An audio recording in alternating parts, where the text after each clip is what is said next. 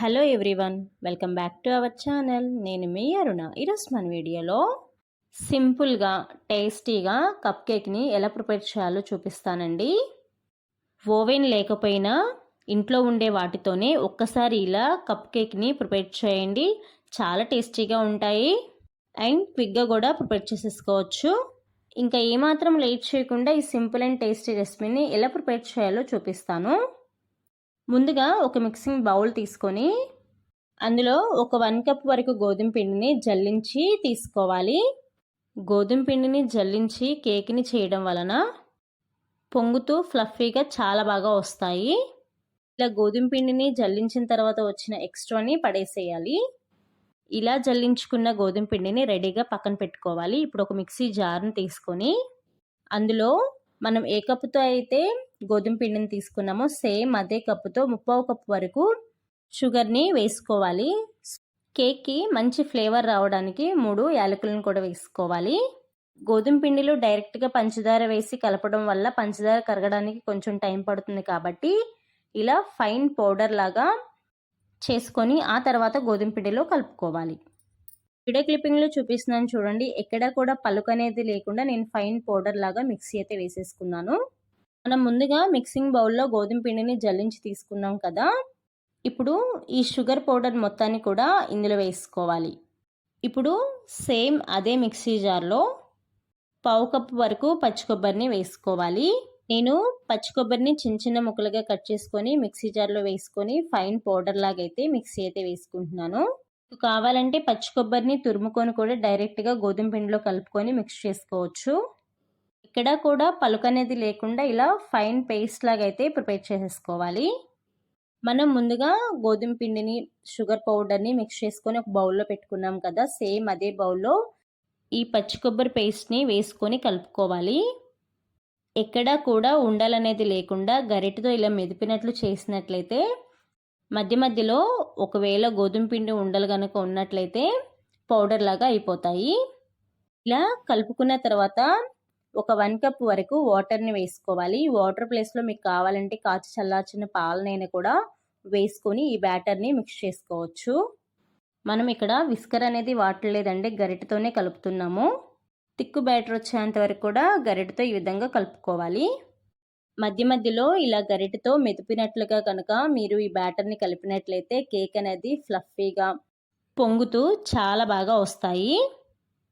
Batter మొత్తం కలుపుకున్న తర్వాత కన్సిస్టెన్సీ చూపిస్తున్నాను చూడండి. మనం కేక్ ప్రిపేర్ చేసుకోవడానికి వీడియో క్లిప్పింగ్లో చూపిస్తున్నట్లు ఈ కన్సిస్టెన్సీ కనుక ఉన్నట్లయితే ఈ కప్ కేక్స్ పర్ఫెక్ట్గా అయితే వస్తాయి. ఇలా కలుపుకున్న తర్వాత ఈ బ్యాటర్ని రెడీగా పక్కన పెట్టుకోండి. ఇప్పుడు మా ఇంట్లో ఉండే నేను చిన్న బౌల్స్ని తీసుకుంటున్నానండి. మీ ఇంట్లో ఏ బౌల్ ఉన్నా సరే తీసుకోవచ్చు. బౌల్ అయినా పర్లేదు, లేకపోతే టీ తాగే గ్లాస్ అయినా పర్లేదు. ఇలా కప్ కేక్ లాగా వద్దు, నార్మల్గా పెద్ద కేక్ లాగా ప్రిపేర్ చేసుకోవాలి అంటే దళసరిగా ఉండే గిన్నెని తీసుకొని అయినా సరే మీరు ఈ కేక్ని ప్రిపేర్ చేసుకోవచ్చు. ఇప్పుడు ఈ 4 బౌల్స్లో ఒక్కొక్క చుక్క ఆయిల్ని వేసుకొని బౌల్ అంచులకు ఈవెన్గా స్ప్రెడ్ చేసుకోవాలి. ఇప్పుడు 1 స్పూన్ గోధుమ పిండిని వేసుకొని బౌల్స్కి డస్ట్ చేసి రెడీగా పక్కన పెట్టుకోండి.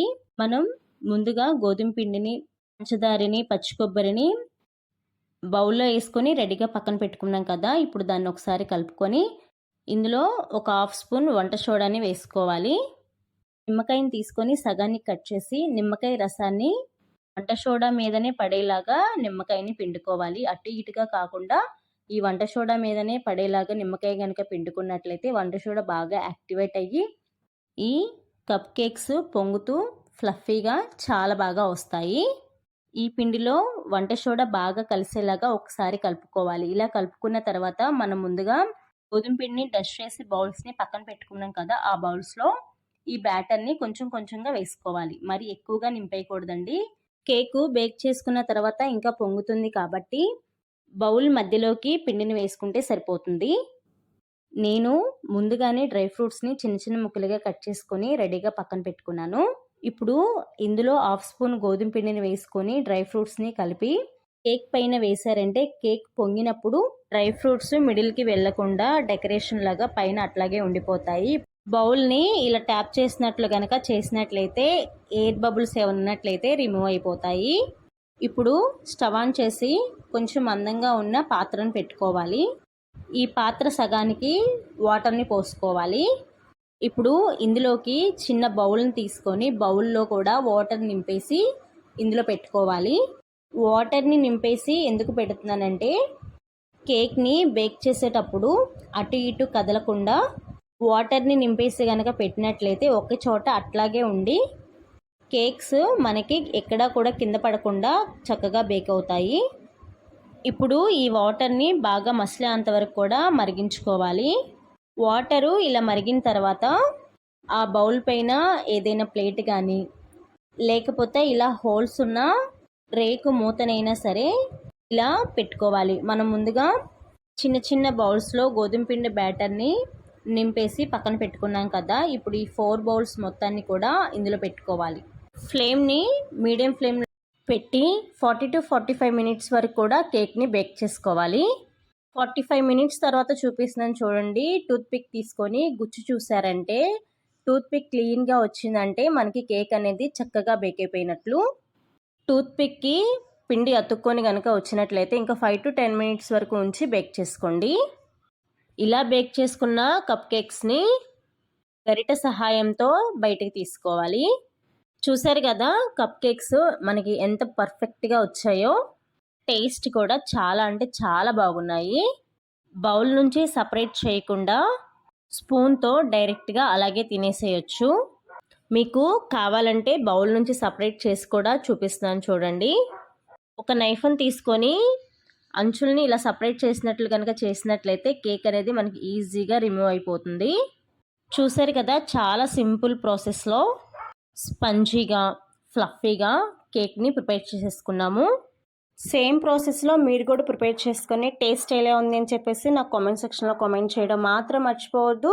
ఇలాంటి simple and tasty yummy recipes కోసం వెంటనే మన ఛానల్ని సబ్స్క్రైబ్ చేయండి. So thanks for watching my video.